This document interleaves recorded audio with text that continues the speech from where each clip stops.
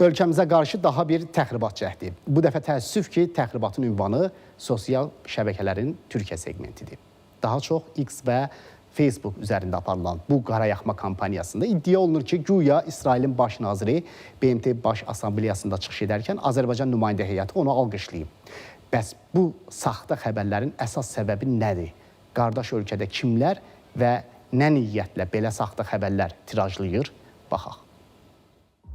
Zaman-zaman Qərb mediasında anti-Azərbaycan mövqe, haqsız fikirlər, saxta xəbərlərin şahidi olmuşuq. Bu dəfə təəssüf ki, sosial şəbəkələrin Türkiyə segmentində Azərbaycan əleyhinə saxta xəbərlər yayıldı. Əsasən Facebook və X sosial hesablarında İsrail Baş naziri Benyamin Netanyahunun BMT Baş Assambleyasında çıxışı zamanı Azərbaycan nümayəndə heyətinin güya onu alqışladığına dair məlumat tirajlanır. Hər kəsə yaxşı məlumdur ki, İsrail Baş nazirinin çıxışını bəzi ölkələr boykot edərək zaldan çıxdı. Paylaşılan fotoda isə hökumət başçısını dinləyənlər və alqışlayanlar arasında Azərbaycanlı rəsmilərin olduğu iddia olunur. Ancaq rəsmin saxta olduğunu anlamaq elə də çətin deyil. Paylaşılan foto Netanyahunun BMT-dəki ötən ilki çıxışındandı. Həmin çıxışda baş nazir mavi qalstukda idi. Bu dəfə isə onun qırmızı qalstukda olduğu aydın görünür. Azərbaycan rəsmilərinin fotosu isə dövlət başçısının çıxışı əsnasında lentə alınıb. Bu həqiqəti üzə çıxarmaq üçün kiçik bir axtarış kifayət edir. Bundan öncə də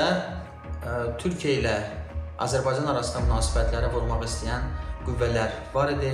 Bu neft əməliyyatları ilə bağlı irəli sürülən fərziyyələridir. Netanyahunun BMT Baş Assambleyasının 80-ci yubiley sessiyasının çıxışı ilə bağlı yayılan fotolar həqiqəti əks etdirmir.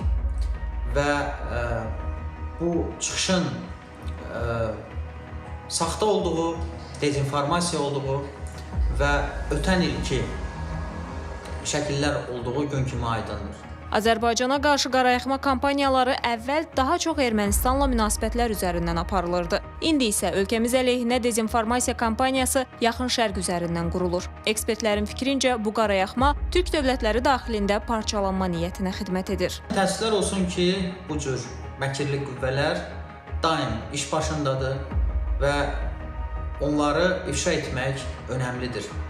Düzgün informasiya təbliğatı hədəfə meyllənən məlumatların yayılması müstəsna əhəmiyyətə malikdir. Daim Bakı və Ankara arasında münasibətlərə xələl gətirmək istəyən qüvvələr olub və olacaq və bu istiqamətdə daha operativ və daha da çevik olmaq önəmli əhəmiyyət kəsb edir. Yeri gəlmişkən, bir müddət əvvəl bəzi Türkiyə media qurumlarında İsrailin qatılmayacağı təqdirdə Azərbaycanın Eurovision mahnı müsabiqəsində iştirakdan imtina edəcəyinə dair dezinformasiyalar yayılmışdı. Bu yalan da təsdiqini tapmadı. Məli İnqilablı, ATV Xəbər.